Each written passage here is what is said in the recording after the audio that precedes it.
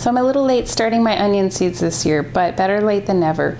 I have 3 containers set up here, and I've already pre-moistened the soil, so I'm just going to make little rows about 1/2 inch deep, and I'm not going to worry about spacing because as they grow I'm going to separate them.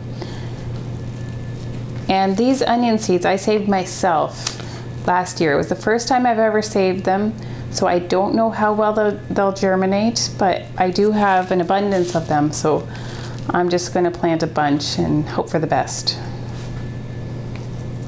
So this is my first year using containers like this.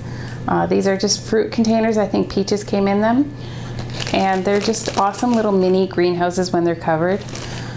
I've also saved a bunch of croissant containers, but they are shorter, so they'll do better for different kinds of plants. But I'm really excited about this. I've also started my apple mint, which I will show you, and I did it in a similar container, and it's just so good for keeping in the moisture.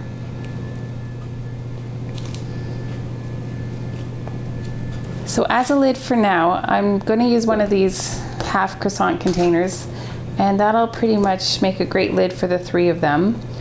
But once the onions are sprouting and growing taller than that, I'm just going to use another one of these containers on top, and that'll give them lots of room.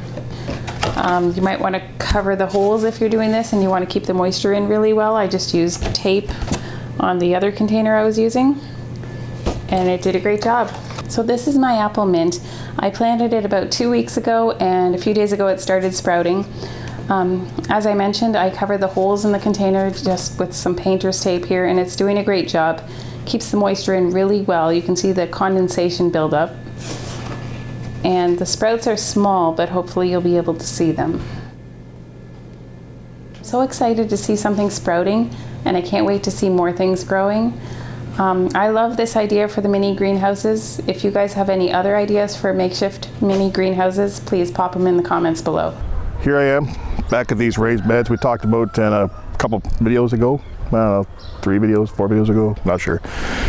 These are those pig feeders, guys, that didn't work out for our KuneKunes that we split in half, turned into raised beds, because we're gonna let this area over here where Cindy's filming me, where she's standing I should say, we're gonna turn that back to grass. We have quite a few fruit trees over there, elderberries and honeyberries, and these raised beds are going to be on that border. Before I add this dirt in here, this is just some black earth that we picked up end of season, super cheap. It was just we bought so much of it, just we couldn't resist it, right? So I don't know how good it is. It's a top dressing, planting, seeding, all purpose, so probably not that great, but it'll do for this. You'll see over the winter I've been putting in manure. You'll see eggshells. I won't lie, we lost a couple chickens during the winter. They're in here. You'll even see on top Valentine's Day roses have even made it to the raised bed. Okay, so now I'm going to bury all that, guys. I will still spread a little rabbit manure on top once everything kind of settles a bit, but it's to the point now where I need to get some actual substance on these raised beds. So let me see. I don't know if I could just break this with a shovel or what.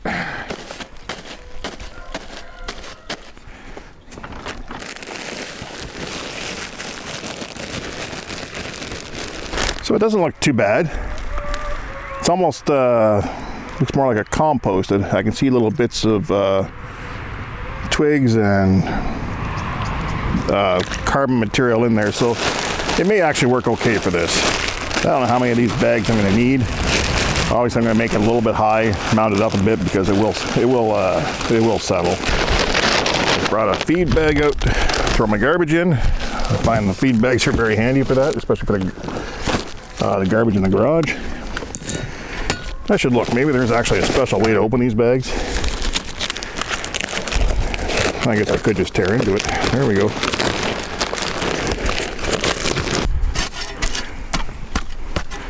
So I'm going to get one more on this one.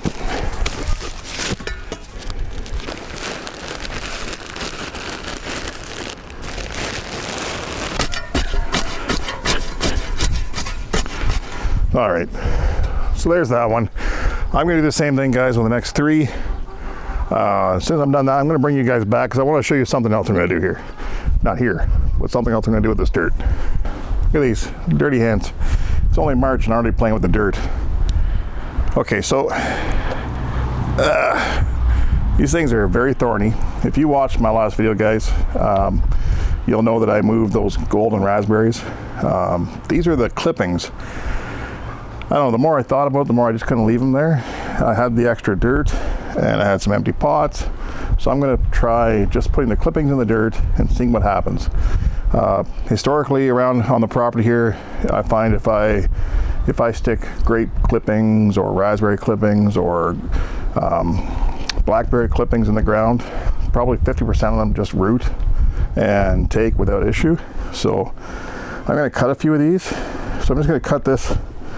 You'll see there's a little node there. I'm going to cut below that, and then I'm going to cut right here just above this one. Very hard to hold. But you can see there's that little piece kicking out. So I'm going to cut a few of these and literally just push them down with soil.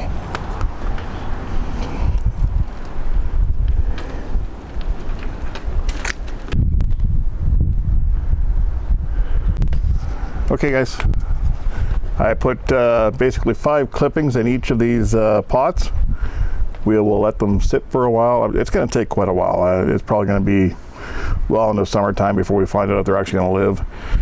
But I won't do anything special. I will just leave them here, keep them moist, and we'll watch the progress and we'll see how this turns out. I mean, even if half of them live, these cuttings were just going to be tossed anyway. So if it works, I don't necessarily know that we want to have more of them around. We'll see how the ones we planted do, but it'll give us, we can potentially sell them for a couple dollars or give them to some relatives or just give them away, period, to anybody that wanted to try having their own. So it seems like a worthwhile adventure. Okay, so something on my to-do list for today is to put things onto these brand new shelves that Bert just finished making. A few weeks ago he made awesome shelves that are just like this for food storage. And these are for my kitchenware, big pots and pans and all that stuff. I'm hoping that it'll take what was already here on plastic shelves, in addition to some stuff that I have in my kitchen cluttering up space. So I was using plastic shelves like this and it worked just fine, but the wooden shelves are wider so they'll hold more and they're a lot sturdier. It's just things you don't use every day, like a salad spinner. Maybe we should, but we don't use something like that every day. We have canning pots and all that stuff. So I have a lot of work to do and I'm going to get to it. Thank you for joining us. Please like, subscribe, and share, and see you next time.